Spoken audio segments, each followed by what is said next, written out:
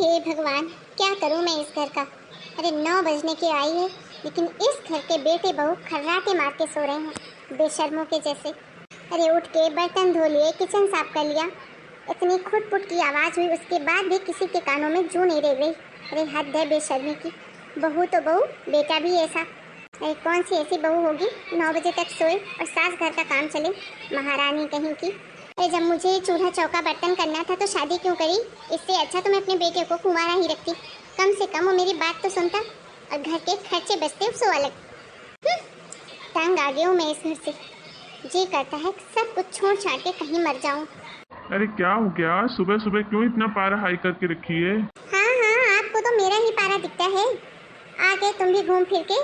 चाय की याद आ गई होगी, पीना आज चाय। आपकी जो वो बहू है ना महारानी, जब वो उठेगी तभी चाय नसीब होगी आज तुमको। अरे क्यों बहू बेटे के पीछे पड़ी रहती हो? अरे रोज तो बेचारी नौकरी पे जाते हैं, एक संडे ही मिलता है आराम करने के लिए। थोड़ी देर तक सो गए तो कौन सी आफत आ गई? नहीं नहीं, कोई आफत नहीं आई है। आफत आएगी कैसे जनाब, आप तो उठते से निकल लेते हैं। वो दोनों खर्राटे मार के सो रहे हैं, बची मैं।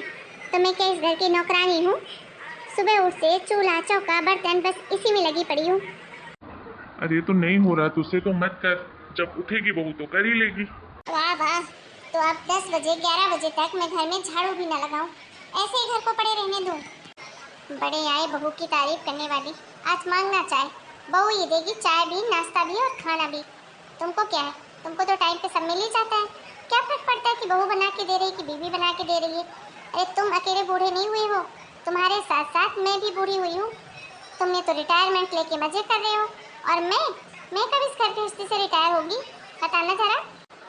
अरे पूरे पड़ोस के औरतों को देखो, सबके यहाँ खाना बन गया, कुकर की सीटियाँ बज रही हैं, और हमारे घर में देखो ऐसे घर की कुंडी लगा के सोए हुए हैं बेशर्मों के जैसे। शर्म नहीं आ रही। माँ बाप बैठे हैं और बेटे बहू सो रहे हैं। नौकरी नौकरी नौकरी। अरे जितना तुम्हारी बहू नौकरी में काम करती है ना, उससे 10 गुना काम हम घर में करते थे। भूल गए तुम? तुम्हारे घर के परिवार के कितने लोग आके बसे रहते थे यहाँ। पूरे 50-60 लोगों का अकेले खाना बनाती थी, वो भी रोज रोज। इससे बड़ी नौकरी और क्या होगी। मुझे मत सिखाओ नौकरी वोकरी।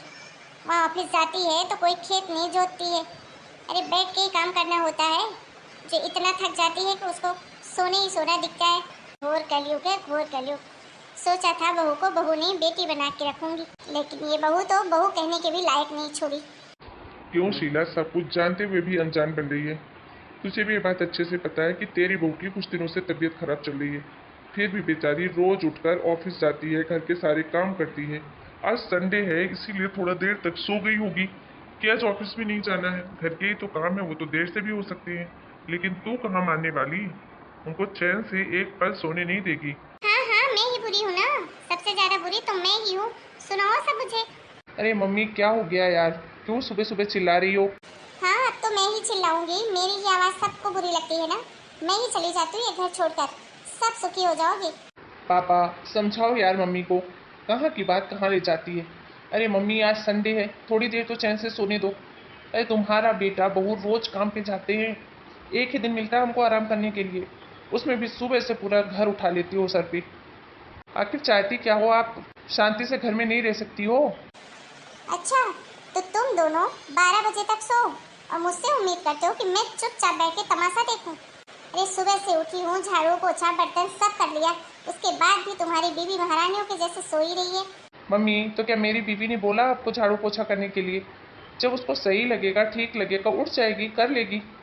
आपसे नहीं होता तो मत करो ना, कोई ज़बरदस्ती तो करवा नहीं रहा आपसे। एक तो बिन बोले काम करोगे और ऊपर से 100 बातें सुनाओगे। इससे अच्छा तो आप किया ही मत करो।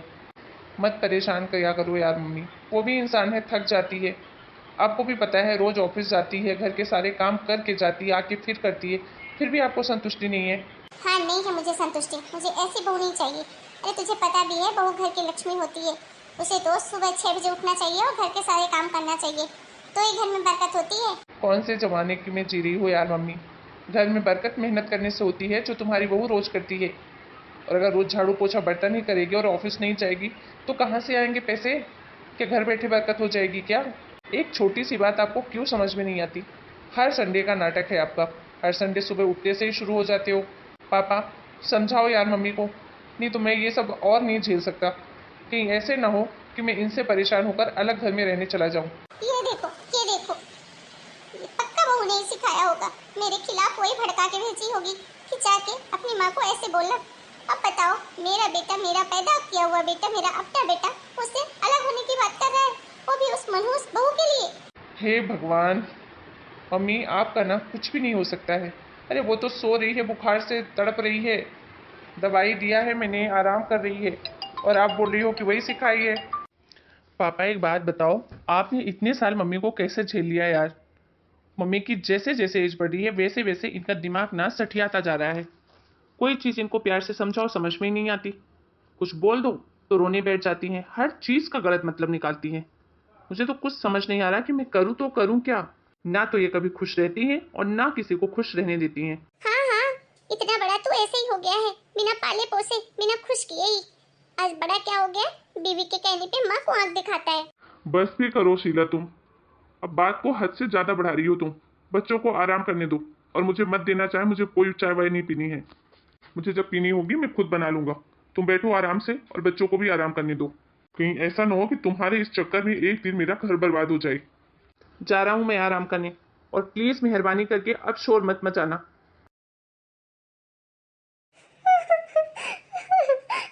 भलाई का तो जमाना ही नहीं रहा।